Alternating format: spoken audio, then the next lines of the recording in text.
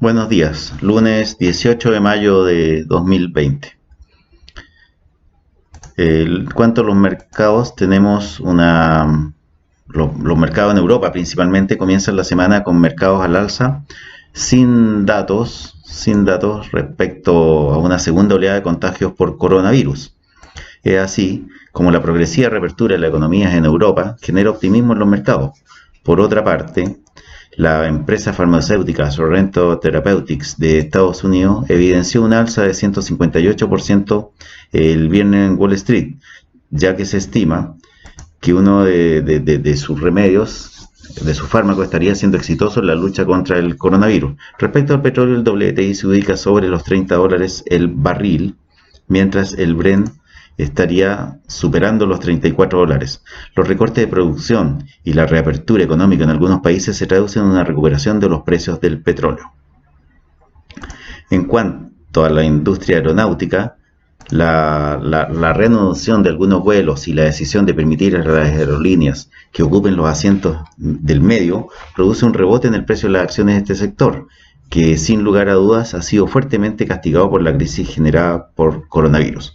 Todas las acciones del sector aeronáutico, por lo tanto, muestran signos positivos en sus transacciones el día de hoy.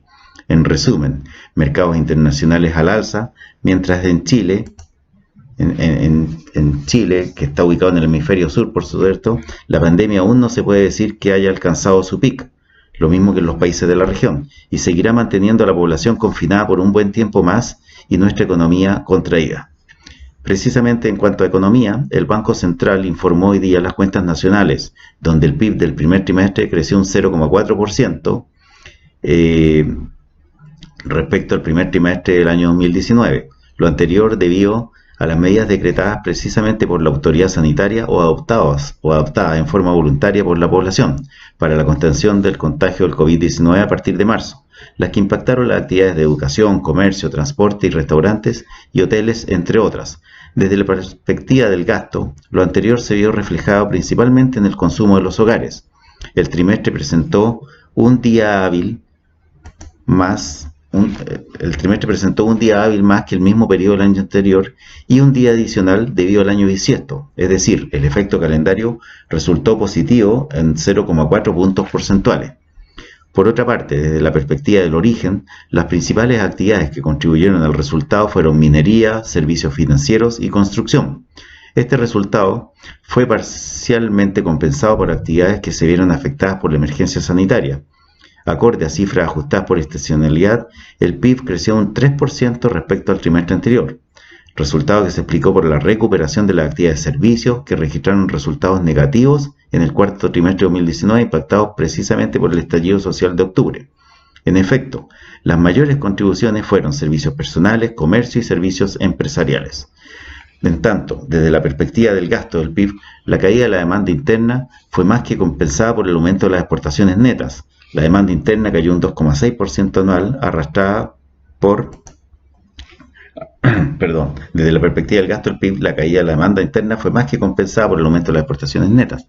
La demanda interna cayó un 2,6% anual, arrastrada por el consumo de hogares, que presentó la mayor contracción, con una variación de 2,2% negativa, explicada por la suspensión parcial de clases y restricciones impuestas a la movilidad de las personas y el funcionamiento de establecimientos de comercio, alimentación y actividades de esparcimiento.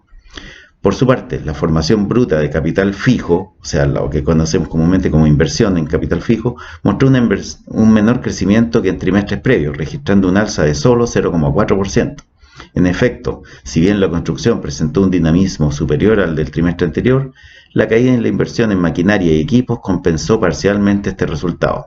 Finalmente, la variación de existencias incidió a la baja en el resultado, exhibiendo un ratio nulo sobre el PIB a precios del año anterior. Respecto al comercio exterior de bienes y servicios, las exportaciones aumentaron un 1,4% y las importaciones disminuyeron un 8,9%, resultados incididos por el desempeño del componente de bienes. En las exportaciones, el resultado se explicó por mayores envíos de cobre y en las importaciones la contracción obedeció principalmente a menores compras de productos metálicos, maquinaria y equipos. En términos desestacionalizados y respecto al trimestre anterior, la actividad económica se vio impulsada por el comercio exterior y consumo. Contrarrestó este resultado la inversión en maquinaria y equipos. Finalmente, la variación de existencias contribuyó negativamente al crecimiento trimestral del PIB.